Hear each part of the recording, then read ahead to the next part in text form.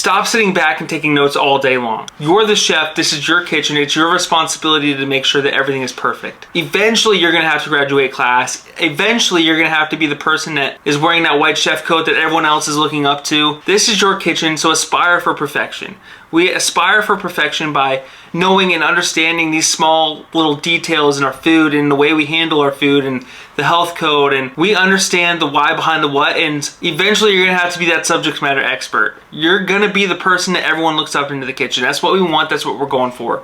We get there by knowing and understanding things like this. These are the details that it's not okay to skip over. Don't have holes in your knowledge, don't have holes in your game. So throughout my career, I've been sent to numerous restaurants throughout the country to help build and support their kitchens. One of the common things that I see being done incorrectly is the cooling procedures. I've even been to some restaurants that don't do cooling procedures at all, which really drives me crazy. But that's not the point of this video. The point of this video is to teach the correct cooling procedures and to help clarify one step that every single restaurant seems to be missing. So first, let's get into the temperature danger zone. So the temperature danger zone is from 41 degrees to 135 degrees Fahrenheit. So anything that's in that range is actually going to be harmful because it's growing bacteria at a high rate. When we have hot food from prep, we need to cool it down to 41 degrees as fast as possible. We actually only have 6 hours to get it down to 41 degrees.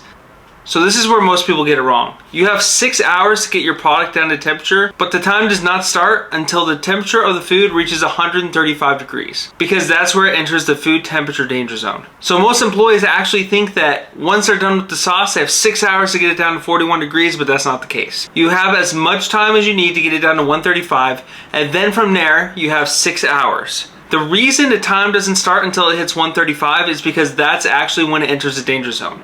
So think about it, if you have a pot of hot sauce sitting on your stovetop that's not on ice, not in refrigeration, it's just sitting out at room temperature, if the health department comes and they take the temperature of that food and it reaches 166 degrees, for example, that's completely fine because it's above 135 degrees. So your 6 hours does not start until it hits 135 degrees. So once we start the cooling process, we have 2 hours to get it from 135 degrees down to 71 degrees. And then we have an additional 4 hours to get it from 71 degrees Fahrenheit to 41 degrees Fahrenheit. Now throughout this entire process, it's important to document our steps. So the health department does require that we keep records of our cooling for 3 months. When you're cooling your products, make sure you have the time that temperature hit 135, that's gonna be your start time. When the time that it hit 71 degrees, which you have 2 hours to get it down. And then from there, you're gonna document the time that the recipe or the sauce or the item gets to 41 degrees. And you have 4 hours to get it from 71 to 41. If you start cooling before the sauce hits 135, it's gonna be a lot harder to get it down to 41 degrees within 6 hours. So that's why you never wanna record that your start time was when your sauce was higher than 135 degrees, because that's gonna throw off everything. If the health inspector comes, they are gonna be looking at your times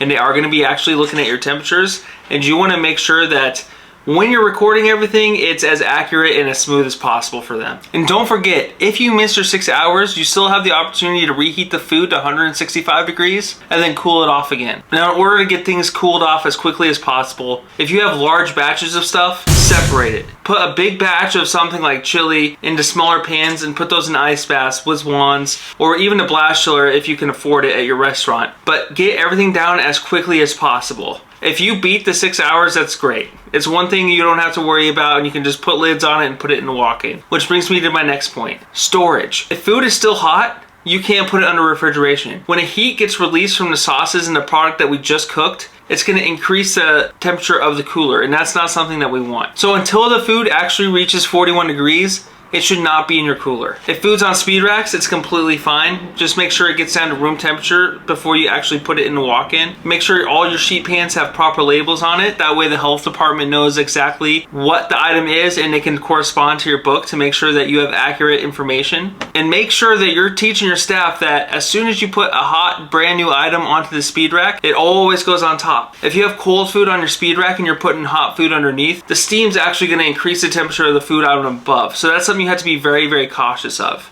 If the health department's coming in and they know that you're in a cooling process of something that's on the speed rack, that's completely fine. But if they temp something above it that's not in the cooling log and it hits high because you have hot food underneath, you're gonna get docked a point. So be very cautious of that. Don't put lids on hot food either. You need to let the steam come out. If you put a lid on top of hot food, the steam's actually gonna get trapped in the pan, and those water particles will create bacteria.